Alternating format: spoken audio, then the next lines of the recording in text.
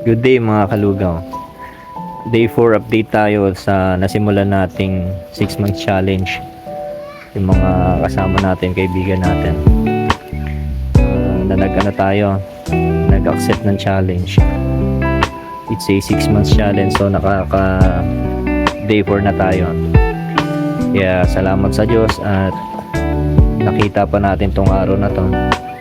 Umabot pa tayo sa day 4 pero napakahaba pa ng ng tatakbuhin natin sa challenge. So update lang mga kalugaw dun sa sa sales and expenses natin. Dun sa existing na sinimulan natin na puhunan. Nagtala tayo dito ng pinakamababang total expenses 731. Pero ito rin ang pinakamababa natin na sales. Umabot lang siya ng 931. Kaya naman ang sabihin natin nasa 200 pesos lang mga kalutang.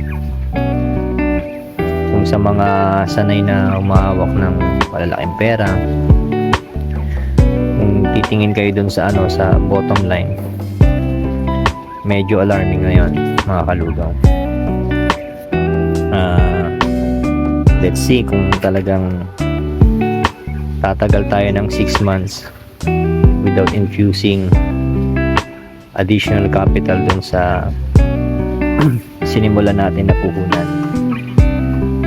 So at the end of this video, ipakita ko na lang sa inyo yung date tapos yung bottom line ng ating sales and expenses.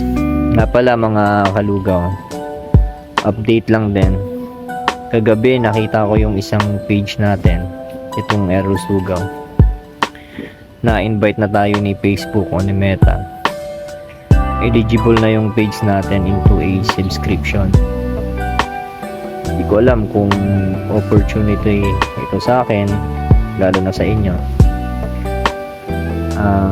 Please check na lang yung ating page.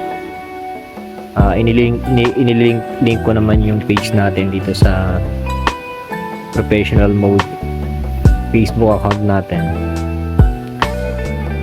Kaya hindi ko alam kung makakatulong sa inyo yung subscribe.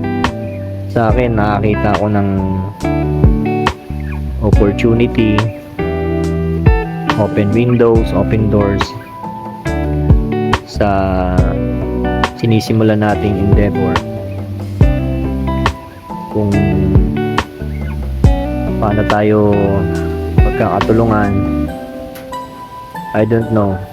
Pero so far focus lang muna kasi ako sa dito sa challenge at sa pag-update sa inyo.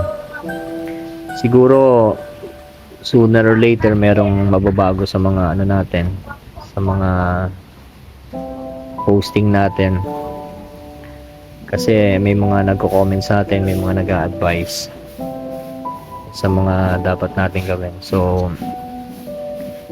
any comment, any suggestion, any feedback dito sa challenge na nasimulan natin, open naman tayo mga kalugaw. Any support dun sa mga nag-views pala, sa mga nagla-like, salamat sa effort. Alam ko nakakabawas ng oras ninyo kasi nasa 3 minutes almost yung mga videos natin na i-upload. So yan muna mga kalugaw ang ating update day 4 para sa ating 6 months challenge. Tignan natin kung matatapos natin yung 6 months challenge, aabot tayo. I don't know, pero so far medyo alarming yung natin, yung nasimula natin. So bukod sa cost cutting ng expenses natin, siguro isip tayo ng paraan how to increase yung ating sales, yung ating revenue. So much for that. God willing, loobin ng Panginoon na nakita pa natin yung mga susunod na araw, mag-improve pa yung natin.